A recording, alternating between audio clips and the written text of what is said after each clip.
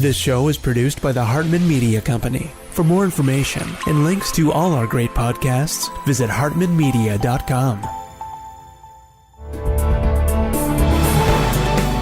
Welcome to the AIPIS show for accredited income property investment specialists and those who aspire to be. If you're a real estate, mortgage, or financial professional, this is the place for you.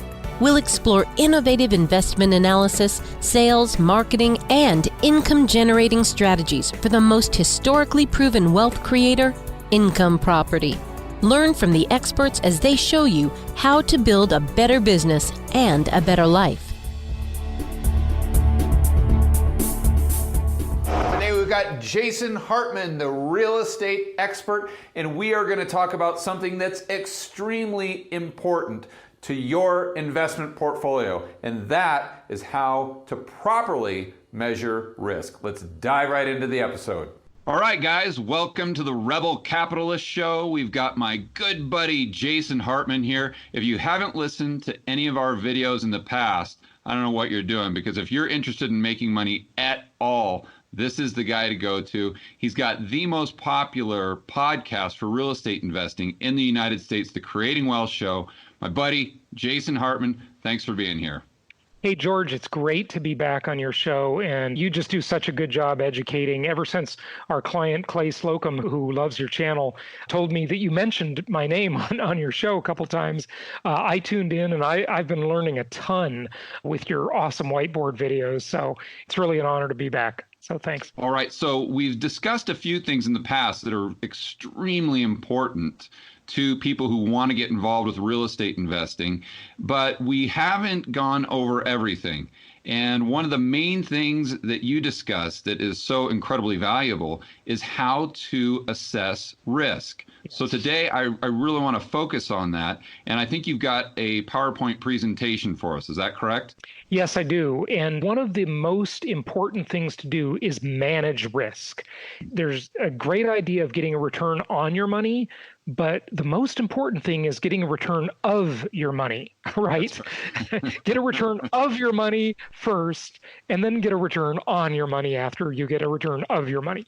Right. So that's what we're going to talk about today. And you know, George, it is amazing that you can really, really dramatically limit your downside risk. Nothing is risk-free. There is no such thing as a passive investment. Income property certainly is not a passive investment. Anybody that promises that is a complete liar. They should be drawn and quartered because they're lying. Okay, they're just totally lying. All right, maybe not drawn and quartered, but put in jail. How's that sound? Yeah, no such thing as a passive investment. In fact, of course, an S&P index fund is not a passive investment. Right. A mutual fund is not a passive investment. If you're investing in stocks, bonds, mutual funds, you better get educated. You better pay attention because the market is dynamic. It's always changing. There's always stuff going on, and you cannot afford, if you want to get a return of your principal and certainly a return on your principal, you better pay attention and be educated. Yeah. Interestingly, and I'm sure your viewers and listeners would agree with this, but by and large, most people in the general public would not. I would assert that even a bank account is not a passive investment. Now, of course, you'll get eaten alive by taxes and inflation because the tiny little bit of interest you're going to get on that money, you're going to be taxed on that. And then, of course, it's the hidden tax is inflation, and your principal value of your investment in the bank account, even a savings account, is going to be destroyed by inflation. Yeah, right? We got negative real rates. Everyone thinks that Japan and Europe have negative rates. Well, we've got them too. It's just they're just not nominal. They're real. Right. Absolutely. Absolutely. So there's no such thing as a passive investment. We want to get a return on our principal and then a return of our principal too, of course. And after 19 years in the real estate business, I discovered a secret on how people can almost eliminate their downside risk on a real estate deal. And I just want to share that with your audience today. So let's dive in and take a look at that. I call this the Hartman Risk Evaluator. Cool. And basically what it consists of, George, is most people have heard of the LTV ratio. LTV means loan to value ratio. And that just says that, if you're putting 20% down and you're getting an 80% loan, then your loan to value ratio is 80%, right, of the value, right? That's LTV. Now, I invented another ratio, and I call that ratio the LTI ratio. And that is the land to improvement ratio. Remember, whenever we buy a property, we're really buying two things. There are two major components. One is land, and the other is the improvement, or the house, or the apartment building, or the retail building, or the office building, or the industrial building sitting on that land. That's the improvement, okay? Right. And we certainly don't recommend raw land as an investment because that's highly speculative. It produces no income. That would be just like a non-dividend paying stock or precious metals, a single level strategy, a one-dimensional strategy, which is just buy low, sell high. That's it. That's the whole strategy. Of course, a multidimensional strategy is better. Income property is beautifully multidimensional. It's great like that. Then you go to two dimensions, dividend paying stock, buy low, sell high, plus get some dividends on the way. Go ahead. Oh, no, that's what I was going to ask you. What makes income property multidimensional? A whole bunch of things. The income, as the name would imply, that it produces, right? The rental income. There's the appreciation, the leverage, the tax benefits, and the depreciation. Depreciation meaning the awesome tax benefit you get. That's the holy grail of tax benefits. It's called depreciation. And we can talk about that as well. Beyond those commonly known things, there's the thing we talked about in that three-part video series we did for your viewers, and that is inflation-induced debt destruction, IIDD. I know it's a mouthful. Inflation-induced debt destruction, okay? So let me just tell you this story of how this came about. And this is not an invention, it's a discovery. And I discovered this after 19 years in the real estate business and 18 years as a real estate investor, right? 19 years as a broker, 18 years as an investor. And here's what it was. Here's what happened. I bought my first out-of-state property. I lived in Southern California at the time. I thought it's a big world. The world is my oyster. I was looking at investing internationally. I was looking at investing nationwide. I had been through a couple of recessions in Southern California. I was getting older. I was getting more conservative. I didn't want to do that again. So I thought, well, the old saying in real estate is that all real estate is local. All real estate is local. So I wanted to take the best asset class, income property, but diversify geographically, okay? The amazing thing I discovered is I got this call from my insurance agent. Her name is Jennifer. She worked at an insurance brokerage in Irvine that I had used, Irvine, California. So I was buying two properties right around the same time. One was a home in which to live, okay? And that was in Orange County, California. It was an fairly expensive home compared to the rental properties we look at. And another was a rental property across the country, okay, in the southeastern United States. And Jennifer calls me up and she says, Jason, we're going to give you insurance on your rental property for $135,000. And George, it struck me. At that point, that was the discovery, that was the aha moment. That was when the light bulb went on. Here's why. The insurance company only insures the improvement, not the land, because the land doesn't burn down. The land doesn't get vandalized. The land is not insured, okay, the lot that the house is sitting on. But the house itself, the improvement, the structure is insured. And so what Jennifer was telling me then is that the insurance company believed that if that house burnt to the ground, the replacement cost of that house would be $135,000. Right, got it. This was the aha moment. Why? Because of the price I had paid for that house. So I'll show you. We're going to get back to this in just a moment. Okay, so if you're looking at the screen now, you see these two component parts when you buy a property: land value, improvement value. Okay. Right. The improvement value consists of the cost to build the house or the apartment or the office building or whatever. I'm just using a house as the example, Right. plus the builder's profit. When the builder can't make a profit, George, they're not going to build the house anymore, right? They're going to finish out their inventory if they can afford to. This is what happens when you go into a cycle and go into a recession, and then they're going to just stop building because the machine doesn't work anymore, right? So they've got to make that work. Now, let's look at some of the factors that increase improvement value, right? What influences improvement value? What drives the value of that house sitting on the land? Okay, environmentalism and building restrictions. That increases improvement value. Why is that? Well, it's because if the government makes it very hard to construct new homes, then homes that are already built increase in value. We've certainly seen this in my former home state where I lived most of my life, the Socialist Republic of California. Okay. and California is quite a disaster, actually. Last year, they did 3 things that are just going to kill them. I mean, economically. They are chasing people out of the state. They did rent control. They did this new sort of draconian data privacy law, which, listen, I'll be the first to agree that, we need to keep some of these tech companies in check, right? But the reality is that's hard to comply with. It's expensive. It's going to chase a lot of businesses out of the state, I think. And then they did AB 5, which was the gig economy bill that basically it sort of arose out of the Lyft and the Uber debate, right? The ride sharing companies, where all of the Democrats in their misguided ideas decided that, all these drivers for Uber and Lyft, it's not fair to make them independent contractors. They should be employees and have all kinds of employee benefits.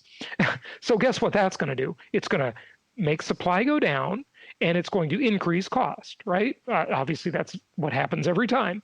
And now all of these workers that the liberals said they were going to help are now picketing, and they're very upset because they don't have enough work. And all the people that work on these sites like Upwork and these different sites, contractors in the gig economy, nobody wants to hire them anymore. They're all getting their contracts canceled if they're in California.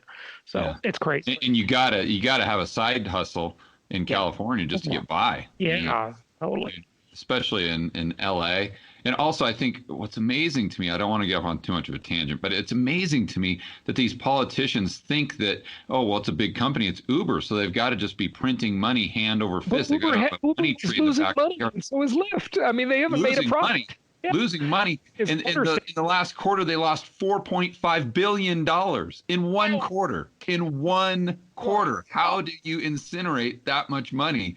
And so now they've got this on top of these billion-dollar losses that they have quarter after quarter after quarter. I mean, they're in deep trouble. But anyway, I don't want to get up on a tangent. This stuff is just epically stupid, right? It's a mess. But there's an old riddle. What do you call a developer? And the answer to that is somebody who wants to build a house at the beach or in the woods. What do you call an environmentalist? Somebody who already owns a house at the beach or in the woods. Okay. Exactly right. And years ago, I had the great thinker Thomas Sowell. Oh man, he's my personal hero, other than my father. Yeah, he's just amazing. Thomas Sowell was on my show, and of course, he's a Harvard professor, or I guess former one, and an author of many great books, and he used to write for Forbes magazine all the times. He's a real intellectual. He's a real thinker. And we were talking about this environmental building restriction thing, and I coined a new term during that podcast. Basically, the concept is as soon as someone owns their house there, they don't want anybody else to be able to build a house there, right? They want to keep them out, right? That's always the way it works. And they do it under the guise of protecting the environment. But really, I created a new phrase during that interview with Thomas Sowell. I called it environmental racism. The concept is the way you keep the people of other races out is you create a bunch of restrictive environmental zoning policies so nobody can build a house, so the house prices skyrocket, nobody can afford to live there, right? Right. It's Right. Not just other races, just anyone, period. Anyone. Yeah. You can't have any neighbors at all, right? So environmentalism and building restrictions definitely increases the value of improved properties. Okay. That's a big driver. Okay. Next one. Industrialization of developing countries, namely China and India, of course, are the biggies, but there's many others. Yeah. And why is that? Because as these countries industrialize, they are just sucking up materials. They are sucking up concrete, lumber, petroleum products. It's just like, whoo, they're just the demand for these commodities, for copper that, by the way, is copper wire in your house, right? The demand for these commodities becomes very scarce as we have the rising, what they coined the term the rising billion, but it's really the rising 3 billion people on Earth that are moving up. They're going to move up into the middle class. Hopefully that works out. And this rising tide around the world through globalization is really impacting this. But it's also making materials and commodities more valuable and putting upward pressure on the prices of them. And I think you just hit on a really amazing point right there that very few people think about. I know I've thought about this, but that's just because I've listened to your podcast for so long. And that people see a house as just a structure. It's where we go to eat, where we go to sleep. It's a house.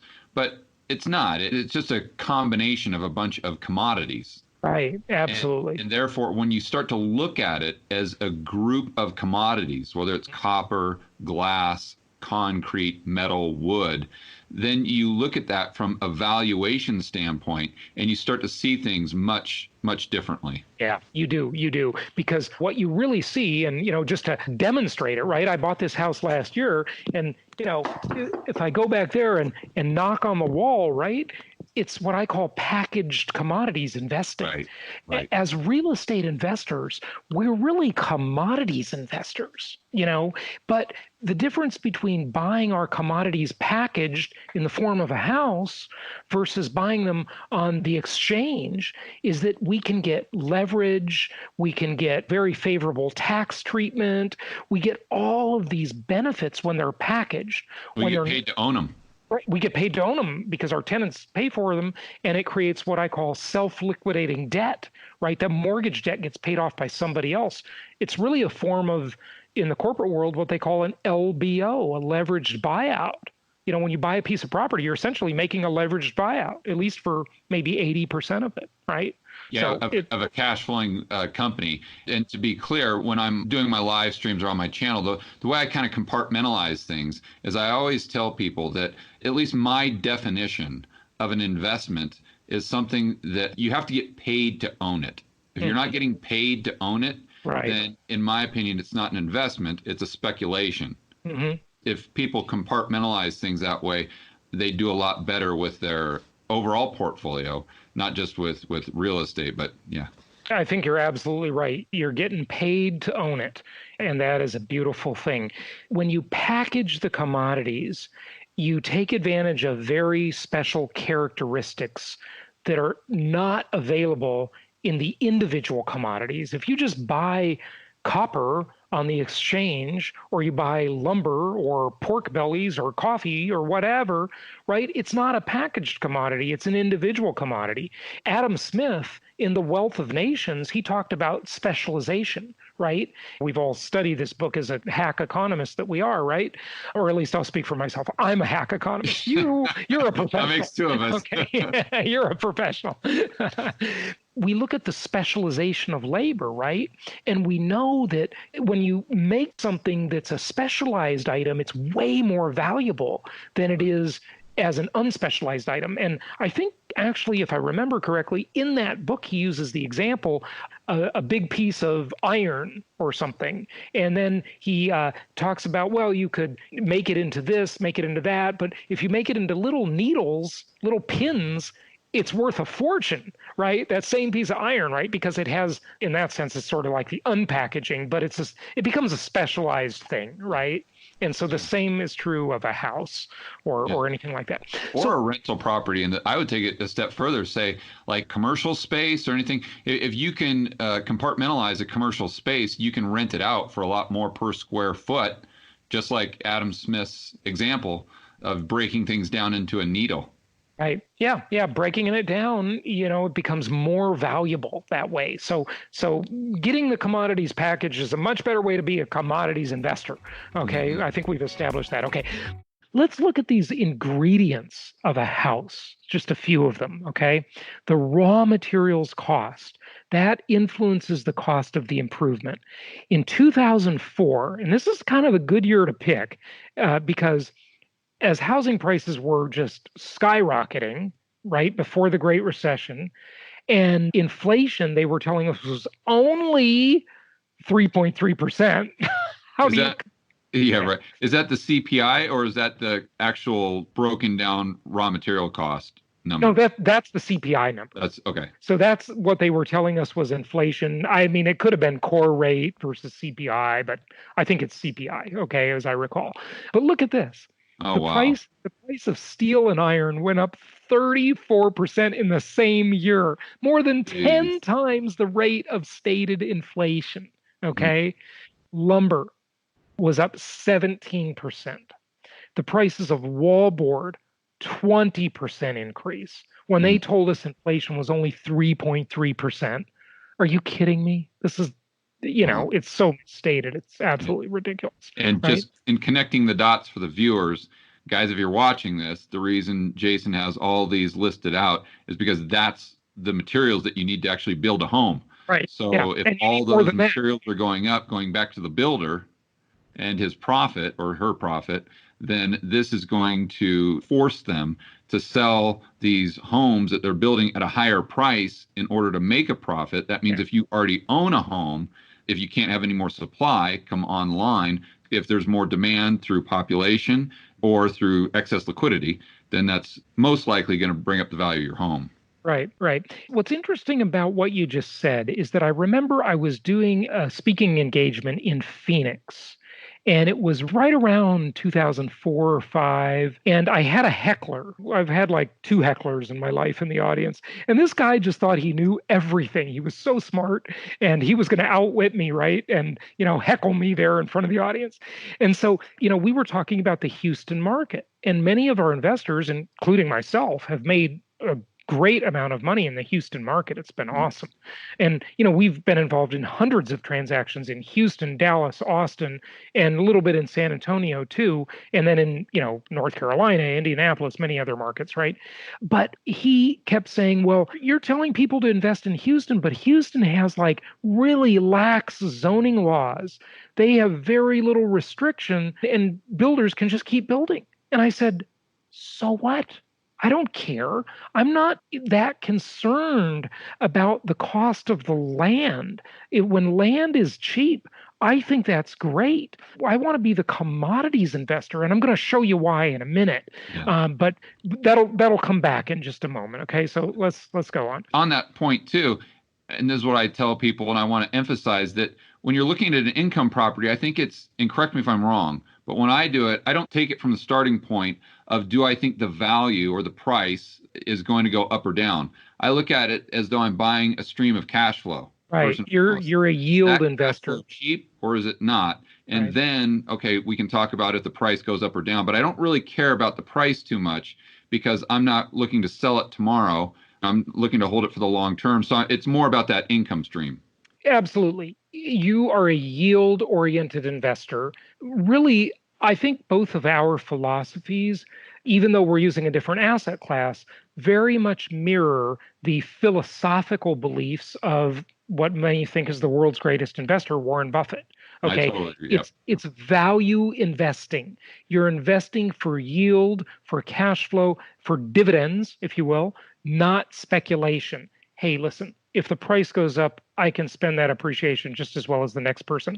But I don't care if that happens. This is not lunch money for tomorrow. Okay, this is long-term wealth building.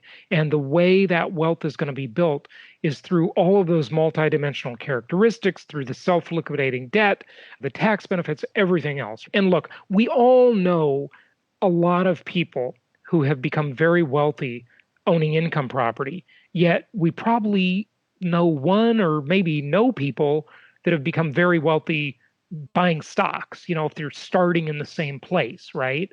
So it's obvious that this is the greatest asset class. Now let's just reduce our risk when we invest in it, okay? Okay, so the other thing, labor cost, right? Right. The cost of labor definitely increasing, and that's a huge thing. Do you know, I was just watching a video for The Economist magazine on their YouTube channel, and they said that the average age of a construction worker in, I don't know if it was Europe in general or one of the European countries, the average age of a construction worker in Europe or one of the countries is 48 years old. Wow. That is shocking to me. Yeah. I can't believe it. It was in Germany. I think it was Germany they were talking about. And it just goes to show you that there is just a massive shortage of this kind of labor. Now, I have seen all those cool little videos floating around Facebook, just like maybe some of you have, about the 3D printed houses and about, new materials and this and that and living in a little pod. And listen, I hope all that happens. But so far, it just seems like a fantasy. Like, I don't know any 3D printed houses anywhere. And they still take materials to build. Now, I've also seen, George, the articles on Business Insider and the Wall Street Journal about how you can buy a house on Amazon.com for $19,000. So I looked, and by golly, there are houses on Amazon for $19,000. Go check it out. But I called that company, and I called a couple of those other companies with those houses. First of all, they're just a kit for the walls. They don't include any plumbing, any engineering, any HVAC, any appliances. Of course, they don't include land. And I totally grilled this one woman who was talking to me, I mean, in a nice way, but I just kept asking till I got the answer to my question about how much does it cost to actually live in one of these houses? If I want to really build one, I mean, there's all kinds of lots available for single family homes in Florida. If I buy a lot and I order your house and I do the engineering and I have the plumbing people come in and do the plumbing and then the electrical people come and do the wiring and everything. And she kept telling me the same thing. She said, our house competes with traditional new home construction costs. And she kept repeating the same phrase. And I said, give me the dollar figure. I need to know how much that is. How much do you think a new home costs? And she's finally told me the answer. $200 a square foot. Right. Right. Well, okay. Yeah, do the math. You got to think about, well, they're not using any different materials. So what would be their cost savings? Like how manufactured saving all this cost? It's the same material. They got to ship it to you. So if anything, there would be a higher cost to that. It doesn't really make a lot of sense. I mean, you'd think that it's more efficient to manufacture the components of a house in a factory. I would definitely agree to that. You can just buy trusses. The big thing, when I was a construction worker, I don't know if I ever told you that. In college, I was a laborer on a framing crew. And that's one of the ways I worked my way through high school. Well, I was working in high school, but then worked my way through college as well. And as a laborer, I remember a lot of the homes that we would build in Oregon, in Portland, and some of the cheaper homes, they would just have trusses. And most people probably don't know what those are, but that's where your roof is already built, and they just kind of deliver it to you, and you just bam, bam, bam, kind of tack it in, and you're done. It's almost the same thing. Right. So I believe they should manufacture more and more of the house in a factory, but there's a real stigma to that in America. I don't know if that's true in other countries, but in the US, nobody wants to live in a manufactured house. It's a weird thing. I think it's really dumb, actually. I think you could build a house better in a factory and assemble it on the lot, but even if you do that, according to all of those cheap kits on Amazon, by the time you do the engineering and the permitting and all that stuff, it's $200 a square foot. That's no deal. I mean, you can go to jasonhartman.com right now and get properties for far less than $200 a square foot. Okay. Yeah. So, And to take that a step further, I want to put that into perspective for everyone, because this goes back to what you're saying with the steel price surging and the lumber price. I built a home, not myself, but I did a deal in Portland, Oregon when I first got into real estate investing, where I subdivided a lot. I bought a crappy home in a great neighborhood, fixed up the home, subdivided the lot, had the new lot, and then I had a new, brand new home built on that lot, and that's where we made all our profit. But this was 2013, maybe, something like that. And excluding the land, just the cost of the improvement value, we spent about 120, 130 a square foot. So that just goes to show you how much the cost of building has gone up in the last, call it 7 years. Yeah. And you know what else? It's not just the first point up here, the environmental and building restrictions, but it's also the constant burden that they're adding to builders to the cost of construction. Because before it was every house had to have a smoke detector. Then it had to have a smoke detector in every bedroom and a couple other places. And now it's got to have a carbon monoxide detector. And, this is all well, and now it's got to have like low flush toilets and, special shower heads, and it's got to have LED lighting. And, they just keep throwing on the regulations and making it more expensive for them to build. And, then it's got to have smart home features and smart thermostats. And, all this stuff is great. I mean, I love technology. Okay, I'll be the first to say, but all I'm saying is it just makes it more expensive to build. But I think that's a great point. Most people don't understand why the supply of homes, especially in a lot of areas, is so low right now. They're like, why don't these builders just go out there and make it happen? They can't. They would love to. Yeah. I've taken it back to that exact same house that I was talking about in Portland, Oregon. Right. In order to subdivide that lot, and keep in mind, I'm doing this, they're going to make a lot more in property taxes. They're actually encouraging people to subdivide these lots to bring the population in from the suburbs to revitalize this downtown area. So I'm doing them what they want me to do. But they're making it really tough, right? It's tough. Yeah, it's an understatement. Yeah. Listen, there was a side road there that this lot was on. They made me, out of my pocket, repave the road, put in gutters, and this old lot, it was run down. It was an eyesore, but it had all these trees on it that we were going to go in there and just level to build this new home. Well, they made me hire one of their arborists, which is a tree pro guy. A tree person, yeah. I got to pay this guy $3,000 to come out and tell me what all these trees are. Oh, yeah. And then I had to build a median on, well, not really a median, but on the sidewalk, how they've got the row for the trees. I had to build that into the sidewalk. And then they told me the trees that I had to plant and the specific types in order to make up for the trees that I knocked down on the lot where I built a new house that made the neighborhood 10 times better. I mean, all the regulation, it just got more and more and more and more, to the point where it took me a year of meeting with them and probably $25,000 out of pocket just to do them a favor. I mean, it's insanity. So I know. It's absolutely nuts. Yeah. Why we have a housing shortage. That's why. That's why you have a homeless problem, because you've made it really tough to build. And I didn't even mention fire sprinklers, which are hugely expensive.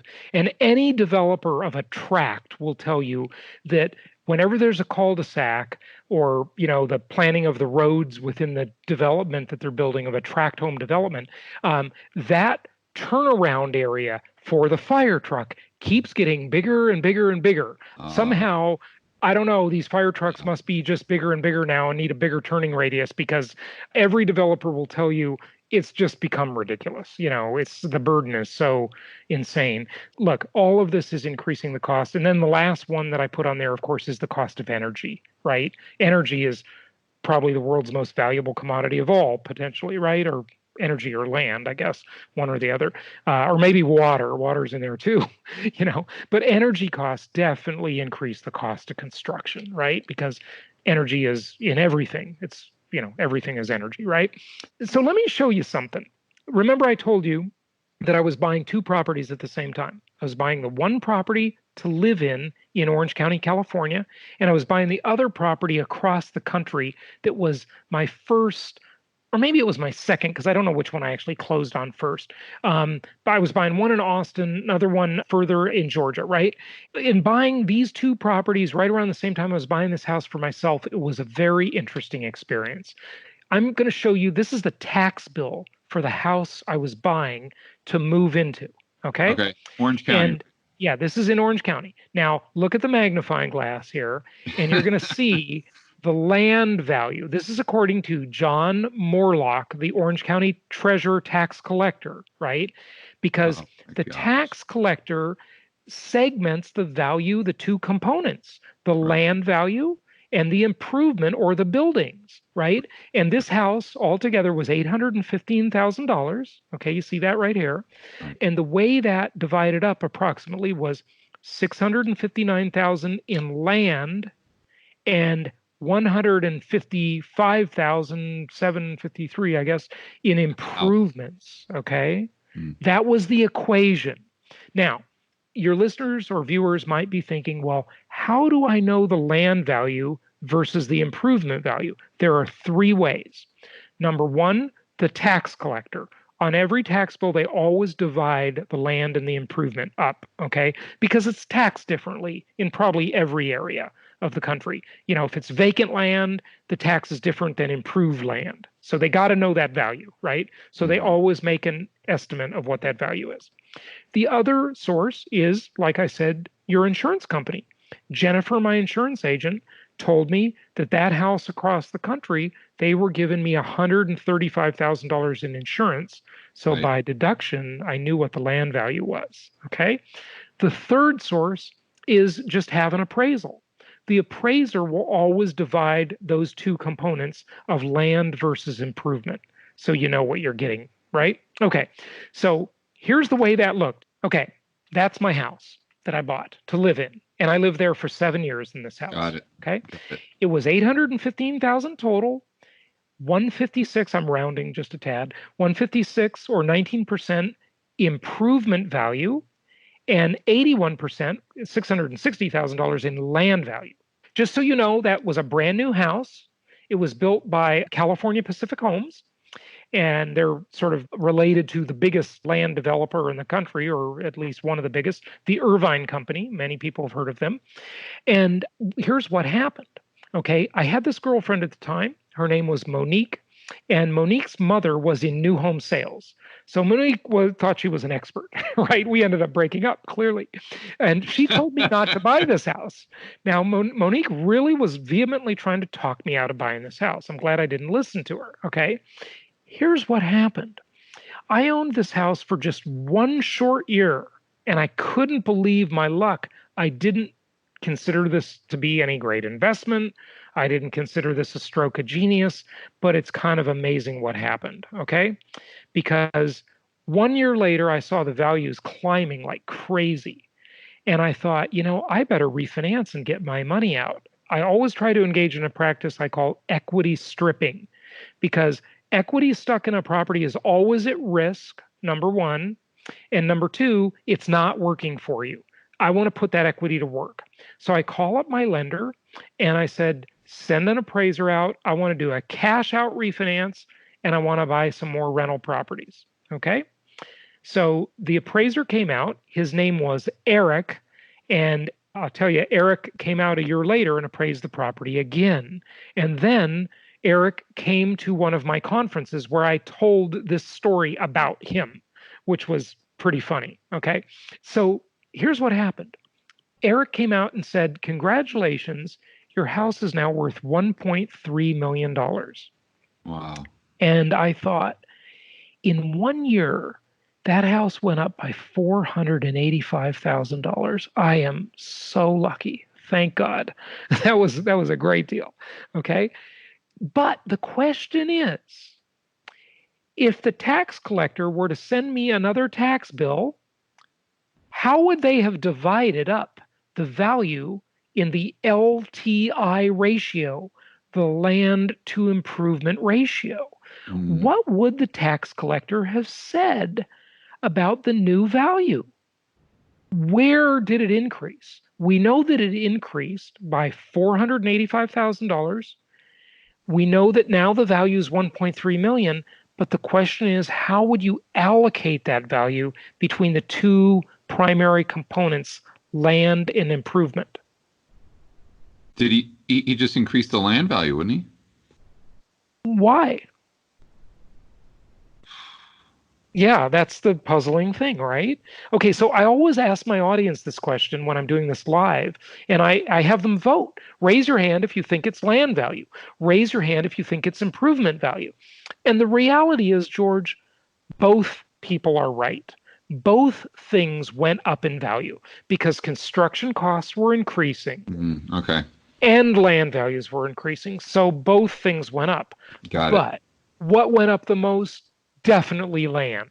Okay. There's no way it cost $485,000 more to build that house just 1 year later. It was an 1,800 square foot house, a nice house, but no big deal. Just it wasn't the best house I ever lived in for sure.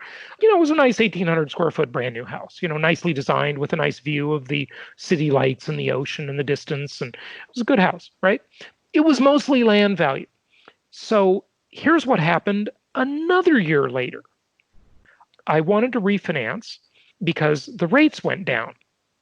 So I call up the same bank, the same lender, and they send the same guy, the same appraiser comes out. Eric, good old Eric comes out. Now, after this, during the Great Recession, they changed all this, and probably it's a very good thing they did. Now they have to use what they call appraisal management companies. So the likelihood of you ever getting the same guy twice would be extremely rare because they don't want the lender to be in cahoots with the appraiser. Good thing. Okay, that's a good thing. But in the old days, that's the way they did it, right? They just had an appraiser on staff or one that they commonly used and they'd send them out, right? So Eric gives me some bad news the following year. He says, hey, I'm sorry to tell you, your house is now only worth $1,235,000. It went down by $65,000. So now the question is, where did the decline come from? Land or improvement? Yeah, it's got to be land again, isn't it? Absolutely, you're absolutely right. Land, you got it. Because look, the improvement value, it doesn't cost $65,000 less to build that house another year later. Yeah, exactly. And plus with inflation, even if you have asset deflation, typically, because wages are so sticky, you're still going to have the CPI go up. Right, absolutely. And the fact is, construction costs were still rising. It's interesting, as a little aside, I had purchased many new homes over the years, before I purchased this one. So always in California, the new home never came with a yard. You always had to hire your own landscape contractor and do your own landscaping job. So I've done many landscaping jobs. I've hired many crappy contractors. I had to sue one of them, and I had to file a complaint against another one who thankfully lost his license. He was so bad. Oh, it was awful. So I'd done many landscaping jobs. Now, this particular landscaping job on this house, George, it shocked me how much the cost was. I couldn't believe it. I could not get a decent bid. I had so many bids. I had a bunch of contractors come out, and all of them told me it's just going to cost a lot, right? It was expensive to landscape this house. I kept asking them, I said, why is it so expensive? I just landscaped another house about a year and a half ago. And they said, China. And I said, what? And they said, all the concrete has become very expensive because China is using it for all these infrastructure projects. They're building freeways and bridges and skyscrapers, and concrete just became very, very expensive. Wow. So that drove the cost up. So you're right. The decline came out of the land value. Okay. What can we learn from this? Well, this is a long-winded thing here, right? What can we learn from this? We can learn that the risk when investing, risk. I can already see where this is going, and this is really cool. Really, really cool. the discovery after 19 years in the business. Jennifer caused me to discover it. I got to call her up and thank her because I never realized this before. I have followed every real estate guru. I have read a zillion books. I've been to a zillion seminars. Nobody ever taught me this. It came out of my own head. Thought of it this way. Okay. The risk is in high land values. Yeah. Okay. Right. Now, you know, George, because you listen to my podcast and we talked about on the show that I think there are 3 types of markets: linear markets, cyclical markets, and hybrid markets. Right. Guess what? The markets that I don't like to invest in, that I consider to be high risk markets, that I shy away from and recommend our investors, our clients, avoid, are cyclical markets. And guess what cyclical markets always have?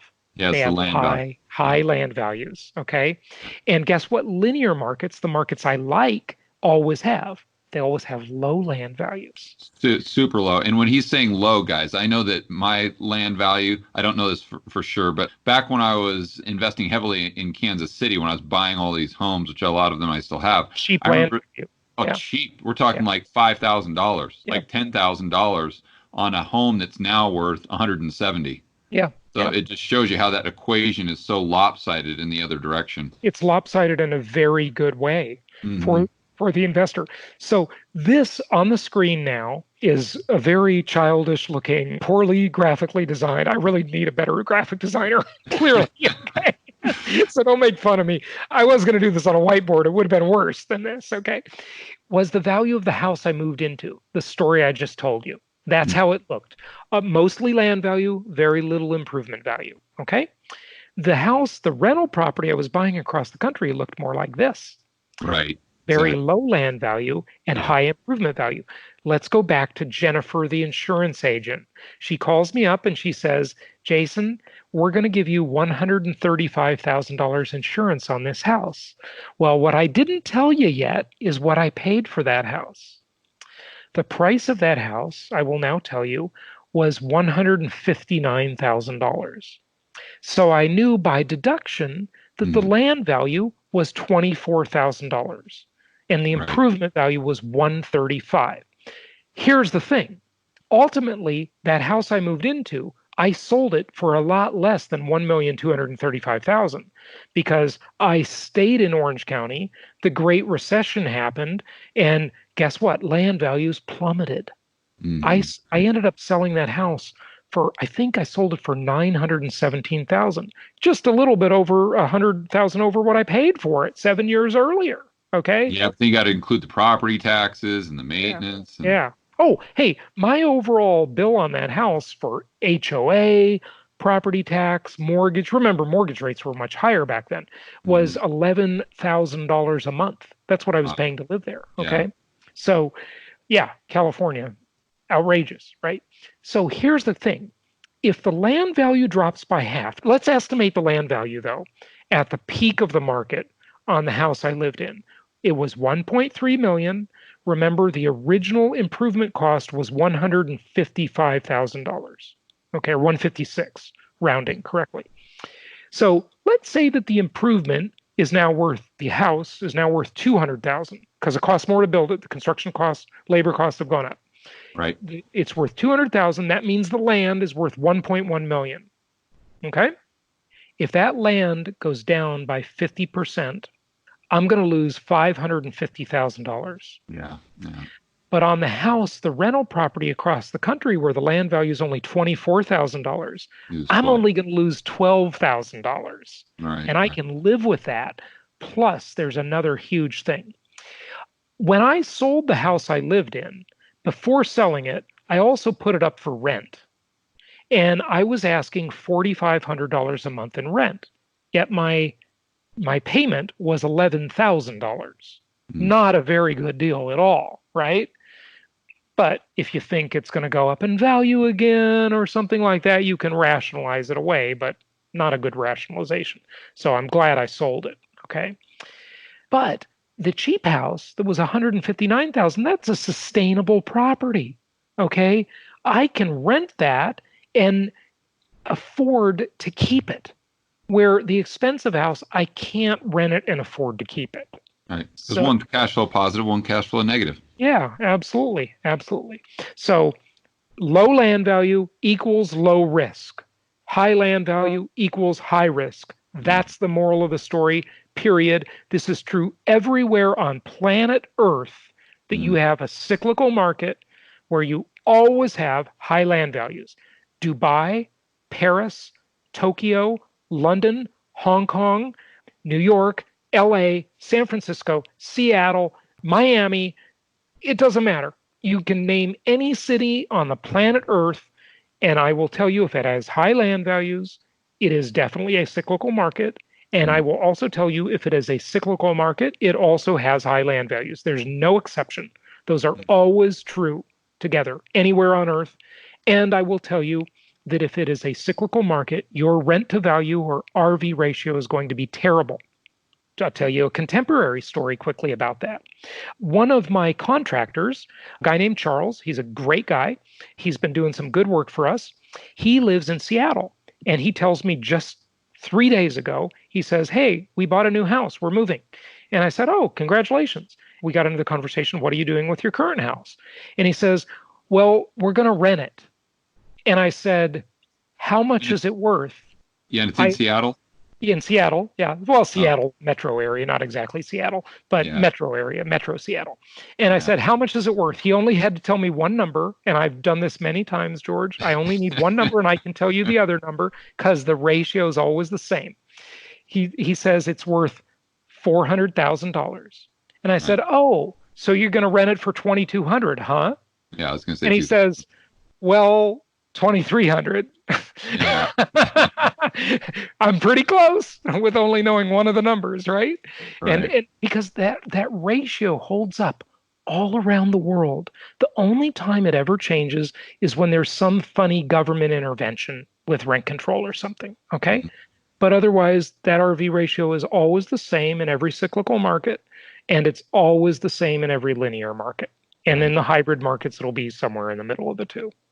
And not only is his RV ratio horrible, but Terrible. if he I had, told him if to he had sell it. leverage on that, then he's going to be cash flow negative. Yeah. And to your earlier point with the land value, if he's got a $400,000 house in Seattle, the land value is going to be, let's say, 75%. So he's got so much more risk than by taking that house, taking out the equity, going into a linear market, and let's say $200,000 homes, or maybe not even that. No, what I told him is I said, "Look, Charles, through our network, I mean, look, he works for us. He knows what we do. He's been to our conferences. He listens to the podcast. He should know better than that. Then what's he doing?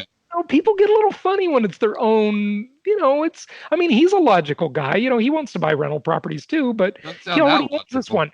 And the view is like a bird in the hand. So I'll tell you the rationalization. Okay, I said, look, you can sell that house, and you can buy 4 $100,000 houses, and you can be diversified into, maybe 2 different markets, 2 houses in each of them, okay? And you'll get somewhere in the neighborhood of $4,000 a month. Why would you want just $2,300 a month when you can get $4,000 a month? And he says, "Well, our loan balance is pretty low, so we're actually going to have positive cash flow." And I said, "Yeah, but then you're going to have a bunch of equity not working for you." And, he gets it, but, it's the land value. And if you did what you said, where you took that 400 and bought 4 houses with it, the land value would go from being 75% of the cost to call it 10%. Yeah, maybe 20%. Those Kansas City houses you mentioned, those lot values are probably 20 grand now. They're probably not 5,000 anymore. Yeah. But the bottom line is it would be far, far lower. So he'd be getting more cash flow, and he'd be reducing his downside. You know why I think how the majority of people rationalize it, at least the people that I talk to, is they won't admit it. They won't admit it, but deep down, I don't want to sell it because it could double in price over the next 3 or 4 years.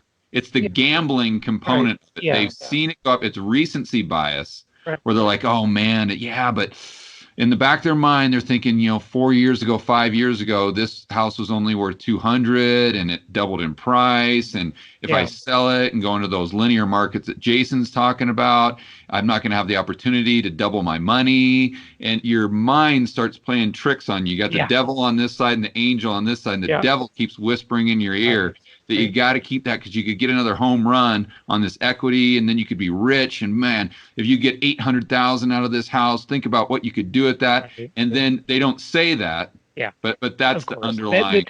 I'm so glad you mentioned recency bias, George, because we should all look up human biases. The other bias that's probably influencing him is what's called sunk cost bias, right? So he's lived there. He's spent money on that house. He's taken pride in that house. So is his wife. And, they have a sunk cost in it, right? Then there's this bird in the hand worth two in the bush, certainty bias, right? So there's all these different things, right? I don't fault him for it. Millions of people have that same bias. Okay, it's just part of human nature. But it's really interesting. The point is, get the equity out of your property. The property will perform. It'll go up in value by the same amount or down in value by the same amount, regardless of how much equity you have in it. You will get the same amount of income, regardless of how much equity. Have you ever had a tenant come to you and say, hey, what is your loan balance and what is your mortgage payment? I want to make sure I cover that for you. They never say that. Or if it's a low loan balance and a low mortgage payment, they say, hey, give me a better deal. They will say that, okay? But the property will perform the same regardless of the amount of equity in the property. Get the equity out of the property, okay? It's just not a good place to keep equity. And I've talked a lot about that on the podcast. We won't. That's a whole nother topic, really. The point is, low land value equals low risk, high land value equals high risk. That's the Hartman Risk Evaluator in a nutshell. That was really cool. I've kind of come to that conclusion in a roundabout way, but never through that type of analysis. Yeah. That is really, really neat. Yeah. It took me 19 years to figure that out. It was all because of that call from Jennifer and that aha moment, that epiphany. It was really interesting. Yeah. Good all stuff. Right, Jason. Well, just to let everyone know that I'm super stoked because this episode of the Rebel Capitalist Show is probably airing on Sunday morning. So I want to let everyone know that Jason will actually be joining us tonight on the live stream. Yes, that's going to be fun. Yeah, it's going to be awesome. So if you got questions that you want to ask Jason directly, make sure you write those down. Join us on the live stream tonight. It's going to be 7 p.m. Eastern time, and Jason can answer all those questions for you. It's going to be absolutely awesome. And let everyone know, Jason's going to be with us probably once a month or a couple times a month, once a month on the live stream, at least once a month on the Rebel Capitalist Show to continue to educate you on real estate investing and really help you out and help you make wise investments in an economic situation that we're in right now where it's very precarious. Yep, to say the least. Yeah, it is an uncertain time for sure, George.